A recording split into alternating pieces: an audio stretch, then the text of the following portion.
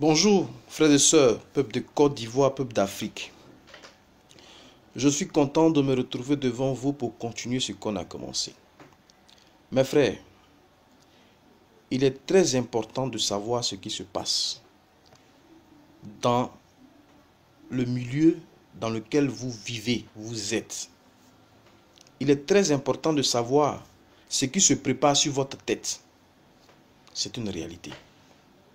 Parce que si vous ne savez pas que l'endroit où vous êtes, dans quelques heures, il va y avoir un tremblement de terre, et que vous n'avez pas activé la radio qui doit vous donner l'information de ce que, dans quelques heures, là où vous êtes, il y aura un tremblement de terre qui va se passer.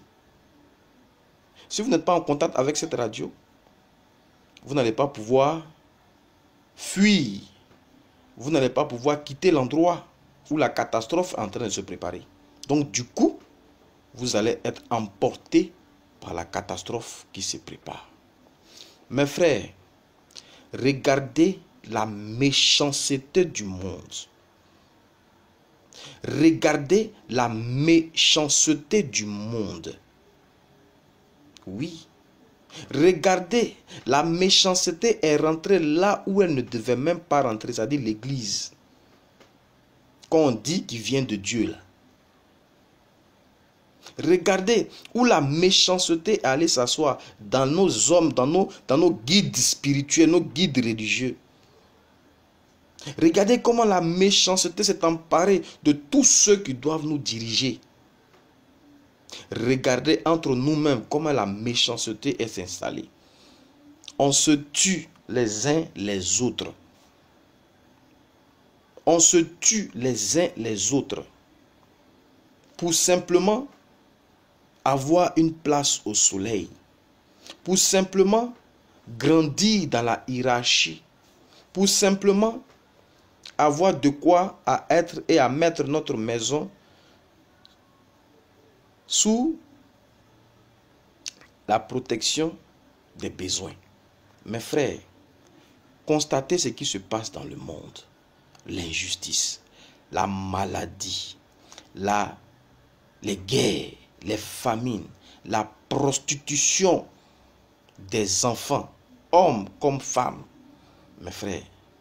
Et ceux qui en subissent le plus grand tribut, ceux qui aujourd'hui vivent de cette dimension-là, ceux qui est établi cette méchanceté-là, mes frères, c'est le peuple noir. C'est le peuple noir. Regardez comment le blanc nous nargue. Regardez comment le blanc nous méprise. Regardez comment le petit blanc se moque de nous. Prenez l'histoire du racisme dans le monde.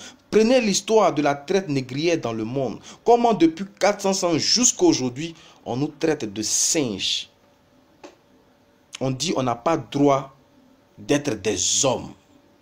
Regardez vos frères et sœurs qui meurent dans la Méditerranée. Qui meurent parce que simplement ils ont besoin d'un mieux-être. Et c'est une réalité. On dit pourquoi vous partez en Europe? Pourquoi vous partez en Europe? Mais c'est un faux débat. Vous comprenez? Ils ont tellement corsé les choses en Afrique qu'on ne peut même pas manger. Et toi, un grand garçon de peut-être 30 à 40 ans, toi si qui ton papa et ta maman vont compter pour que tu puisses faire rentrer à la maison de l'argent pour qu'ils puissent manger là, tu allais à leur charge. Ils s'occupent de toi. Mais c'est un déshonneur. C'est un déshonneur. Nous en Afrique, c'est un déshonneur qu'un enfant ne puisse pas apporter quelque chose à ses parents. Il dit, mais à défaut de rester là et de les regarder, ne rien leur donner, mais je préfère partir mourir.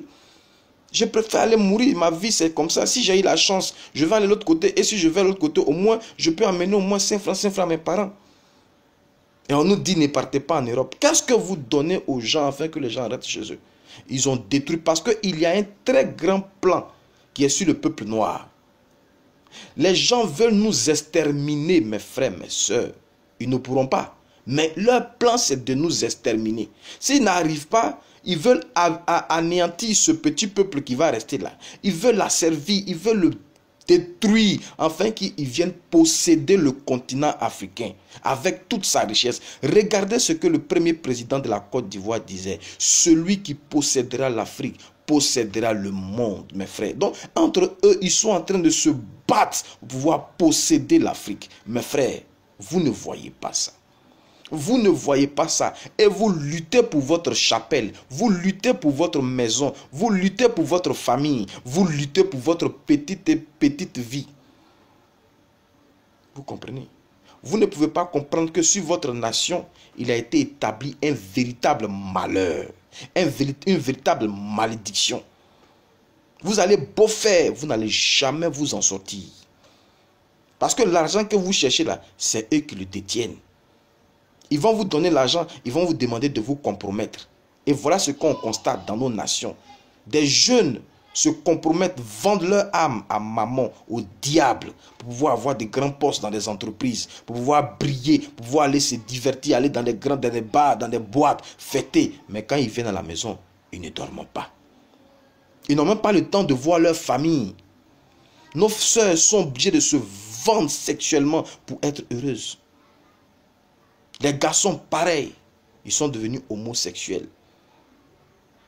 Il y a des mamans qui donnent, qui vendent leurs enfants pour que les enfants puissent manger. Nous, les Africains que Dieu a bénis pour produire à manger. Mes frères, il y a deux catégories de personnes. Il y a des gens, ça ne leur dit absolument rien. Eux là, ils veulent faire du mal pour pouvoir grandir. Ce n'est pas de ceux-là que je ne sais pas de ces Africains qui ont ce caractère-là dont je parle. Je parle à vous, je vous parle à vous qui êtes sensibles de ce qui se passe sur le peuple noir. Je vous parle à vous aujourd'hui qui espérez un changement. Je vous parle à vous qui espérez aujourd'hui que les choses changent. C'est à vous que je m'adresse. Parce que l'heure est venue. Vous voyez, j'ai fait mes vidéos. J'ai parlé de Gbagbo. Gbagbo, je suis rentré dans sa maison, dans son intimité. On m'a dit, non, toi tu rentres dans les intimités de Gbagbo, tu fais ceci. Mais personne ne m'a compris, sauf ceux à qui Dieu a donné l'esprit de me comprendre. Oui, je vous ai dit, je parle de Gbagbo, mais je ne connais pas le personnage. Et ce n'est pas de lui que je parle. Je parle du schéma que Dieu nous présente. Je parle du schéma que Dieu nous présente. De ce que nous avons fait. Et nous subissons ce que nous subissons aujourd'hui, nous le peuple noir. De ce que nous sommes, pour que nous puissions subir ce que nous sommes en train de subir aujourd'hui. Mes frères, c'est une réalité. Nous sommes emprisonnés, nous sommes maltraités, nous sommes humiliés, nous sommes, je dirais, écrasés. Nous n'avons pas droit à la vie. Ce que Gbagbo vit à la haie, ce n'est pas lui, mais c'est nous, le peuple noir. Nous sommes esclaves du blanc. Le blanc nous domine. Or, bizarrement, le blanc n'a pas été disposé pour dominer l'homme noir. C'est l'homme noir qui doit dominer. Mes frères, il est temps que nous nous réveillons. Je vous dis, vous qui êtes là, Gbagbo va venir, Gbagbo va venir, Gbagbo va venir. Ce pays-là, tous les événements qui ont commencé ici, qu'est-ce que vous avez dit? On a vu la main de Dieu, on a vu la main de Dieu, on a vu la main de Dieu. Donc vous savez que ce pays appartient à Dieu. Vous savez que ce pays appartient à un Dieu. Et vous ne voulez pas respecter ses principes, mais vous voulez sauter, griller des étapes. Mes frères, vous voulez griller des étapes. Vous avez été infidèle et vous voulez que Dieu vous délivre de la souffrance que vous vivez. Mais c'est absurde. Il faut que d'abord vous demandez à Dieu de ce que vous avez transgressé ses lois et il va vous libérer. C'est ce chemin-là que Dieu a donné à Gbagbo. Pour que nous puissions comprendre qu'il s'agit de nous. Nous avons été infidèles. Donc, naturellement, notre infidélité nous a conduit à aller en prison. Si nous nous repentons, Dieu va nous libérer. Vous pensez que ce que Gbagbo vit, c'est physique. Je vous le dis, ce n'est pas physique. Ceux qui ne croient pas, continuez de savoir qu'il va venir sans effort. Sans effort, il va venir parce que la justice lui a donné raison. Vous êtes sûr qu'il y a une justice à la haie là-bas?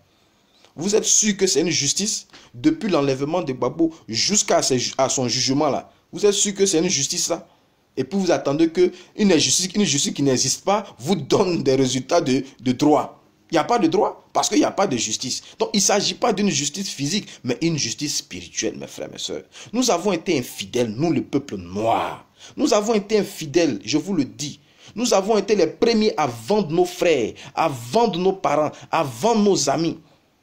Nous avons sacrifié nos parents, nous avons enterré des personnes vivantes, nous avons passé des pactes, nous avons tué des gens. Chez nous, par exemple, en Afrique, il y a des royaumes. Quand le roi meurt, on va tuer 10, 20 personnes pour les mettre dans le tombeau. À cause de quoi? Une seule personne, vous allez tuer des personnes. Ça, c'est des sacrifices. Et Dieu n'aime pas ça.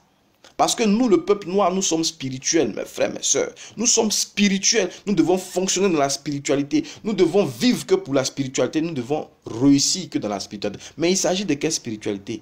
L'amour, don de soi. C'est ça la spiritualité du peuple noir. Nous devons nous aimer. Quand nous allons retrouver notre identité, nous allons dominer le monde.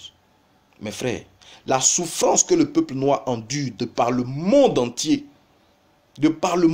là, c'est dû à notre transgression, à notre infidélité. Le blanc ne peut jamais nous libérer. Le blanc qui ne peut jamais nous libérer. Concernant ce que vous vivez à La Haye, blanc ne peut jamais libérer Gbagbo. Ce n'est pas possible. C'est la même chose qui est déportée sur nous. Parce que je dis l'histoire de Gbagbo, il s'agit de nous. Blanc ne peut jamais nous libérer. Il ne peut jamais nous voir être libres. Ce n'est pas possible. À moins que nous retrouvons notre identité dans la repentance. De ce que nous, les Africains, nous avons commis l'infidélité en enfreignant les règles de Dieu. Je vous dis que Dieu était en Afrique, Dieu était africain. Il nous parlait comme on peut le comprendre, à travers des arbres, à travers des eaux, à travers des rivières, ce qu'on appelait les génies. Aujourd'hui, ils sont venus, ils disent non, voilà, c'est des génies, ne parlez pas avec tout ça, ceci. Mais je vous dis, Dieu, c'est celui qui vous donne un enseignement pour aimer votre frère. Et le diable, c'est celui qui vous donne un enseignement pour vous aimer et laisser votre frère. Donc, si c'est un fou qui te parle pour te dire non, qu'il faut aimer ton frère, ça vient de Dieu. Si c'est même un grand homme spirituel qui te dit cherche ton intérêt, il vient du diable. Donc, Dieu, c'est deux entités. Il nous parle comme nous, on doit comprendre. Et comme en Afrique, on parlait par ces genres de choses, les arbres, les forêts, tout. Et en Afrique, tout ce qui existe a un esprit. Donc, nous avons la spiritualité chez nous. Nous avons Dieu chez nous. Et ce Dieu-là nous disait toujours, ne faites pas du mal à votre frère. Mais nous avons fait beaucoup de mal à notre frère. Et aujourd'hui, Dieu nous a livrés au peuple blanc qui nous méprise aujourd'hui. Mes frères, mes soeurs, voilà 400 ans de souffrance. Et c'est ces 400 ans-là que Gbagbo est en train d'endurer à La Haye. Ce n'est rien d'autre que la situation du peuple noir. Si le peuple noir comprend ça, Gbagbo sort. Même pas tout le peuple noir. Mais vous qui aimez Gbagbo là, en fait, Dieu compte sur vous. Dieu compte sur vous pour comprendre que ce combat-là, il n'est pas de Gbagbo, mais il dit que vous qui aimez Gbagbo là, vous devez intercéder pour le peuple noir afin que Gbagbo ne sorte. Donc, vous les partisans de Gbagbo, vous qui aimez Gbagbo, vous devez donc prier. Dieu a mis une onction d'intercesseur sur vous pour tous les Africains. Mais il y a des gens qui regardent à la dimension physique. Il va revenir et puis on va encore dominer les autres. Ça ne peut pas se faire. Ça ne peut pas se faire. La dimension de Gbagbo n'est pas physique. Elle est humaine. Elle n'est pas physique. Elle n'est pas spirituelle. Elle n'est pas physique. Plutôt, elle est spirituelle. Et c'est à nous, le peuple noir, qu'il s'agit. Donc, vous les partisans de Gbagbo, parce que tout le monde peut aimer Gbagbo et tout le monde ne peut pas l'aimer. Vous voyez, donc ceux qui ne l'aiment pas, ils s'en fichent. Mais vous qui l'aimez, qui espérez à son retour, là, dans la justice qui est en train de se passer là, Gbagbo ne pourra pas. Dans vos négociations, il ne pourra pas. Pas parce que je ne veux pas qu'il vienne, mais soyez réalistes. Soyons réalistes et prenons les armes que nous devons prendre. Mes frères, nous devons intercéder pour le peuple noir. Nous devons demander pardon parce que Gbagbo est emprisonné comme le peuple noir est emprisonné. Gbagbo est livré aux blancs comme le peuple noir est livré aux blancs. Donc nous devons demander pardon à Dieu de ce que nos ancêtres, ils ont vendu leurs frères et nous avons été plongés ainsi dans 400 ans de malédiction. Regardez aujourd'hui ce qui se passe. Regardez sur les réseaux sociaux, voyez aux États-Unis des églises qui eux-mêmes commencent à demander pardon à Dieu de ce que leurs parents et eux, ils ont fait au peuple noir. Regardez, il y a une importante secrétaire d'État qui est arrivée au Ghana et dans les pleurs a demandé pardon pour ce que le peuple noir a subi. Vous comprenez? Regardez aujourd'hui le président congolais qui demande pardon à Dieu pour le peuple noir, qui intercède pour le peuple noir. Mes frères, l'heure est venue. L'heure est venue pour que nous puissions intercéder, demander pardon pour le peuple noir, afin que soit, je dirais, brisé sur notre vie la malédiction, le joug de la malédiction. Ce que vous vivez dans votre maison là, c'est le fruit de la malédiction qui a été établie sur votre continent. Vous devez être heureux. Vous devez vous marier. Vous devez avoir des enfants. Vous devez avoir la santé. Vous devez avoir la richesse. On doit s'aimer les uns les autres, vivre dans le bonheur. Ça, c'est la dimension du peuple noir. Mais pour ça, là, nous devons sortir de la malédiction qui pèse sur le peuple noir. Et pour cela, mes frères, il faut que nous nous mettons ensemble et que nous demandons pardon parce que l'heure est à cela. 400 ans là, la Bible a dit. La Bible dit que si tu fais quelque chose là, je vais te maudire et puis je vais venir jusqu'à ta 4e génération. Et je vous ai dit la 4e génération, c'est 400 ans. Nous sommes dans 400 ans. Aujourd'hui, nous sommes dans la 4e génération. Donc, il nous appartient à nous d'intercéder, demander pardon, de se repentir, la repentance de ce que nos ancêtres ont vendu leurs frères et qui ont été infidèles. Et dans cette infidélité, nous aussi on a été infidèles. Seigneur, pardon. Fais que ce peuple maintenant retrouve son identité. Fais que ce peuple maintenant retrouve sa gloire, sa grandeur. Fais que ce peuple maintenant soit le peuple dominant. Nous te demandons pardon. Vous êtes sûr que Dieu ne va pas nous délivrer du joug de l'Occident? Vous êtes sûr que Dieu ne va pas nous délivrer de la malédiction et nous donner de posséder le monde? Mes frères, je vous invite donc à une grande rencontre. Le 12 octobre 2019 à Lakota, précisément en Côte d'Ivoire. La Côte d'Ivoire n'est pas le fruit d'un hasard. La Côte d'Ivoire a été disposée pour faire partie des grandes choses en Afrique. Parce que la Côte d'Ivoire est le seul pays africain où toutes les communautés, où toutes les nations africaines sont réunies. Donc dans cette ville-là, nous allons nous retrouver et nous allons jeûner pendant toute une journée. Pourquoi? Nous allons donner une journée à Dieu afin qu'il nous donne 1000 ans de civilisation, 1000 ans de gloire, 1000 ans, parce qu'il dit un jour dans le ciel est égal à 1000 ans sur la terre. Donc nous allons donner un jour qui est l'équivalent de 1000 ans. C'est ce qu'on appelle le millénium. Ainsi, tous les malheurs du peuple noir seront brisés jusqu'en Haïti, jusqu'aux États-Unis, jusqu'aux Caraïbes. Mes frères, joignez-vous à ce programme. Joignez-vous à ce programme. Joignez-vous à ce programme, mes frères. Prions, prions et prions. C'est ce qu'il nous reste à faire. Après ce jour, vous allez voir des choses.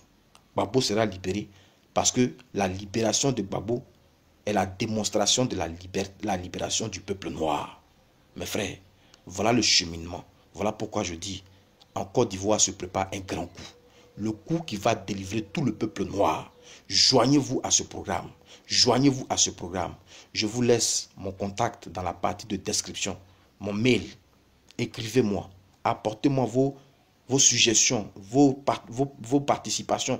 Tout ce que Dieu vous mettra à cœur. Après ça, nous allons aller dans toute l'Afrique pour apporter le message de l'amour des Africains. Mes frères, c'est ce message que j'aimerais partager avec vous. Que Dieu vous bénisse. Que Dieu vous bénisse, pardon. Et que à vendredi prochain, nous allons encore développer de très grands sujets. Soyez bénis et à vendredi prochain.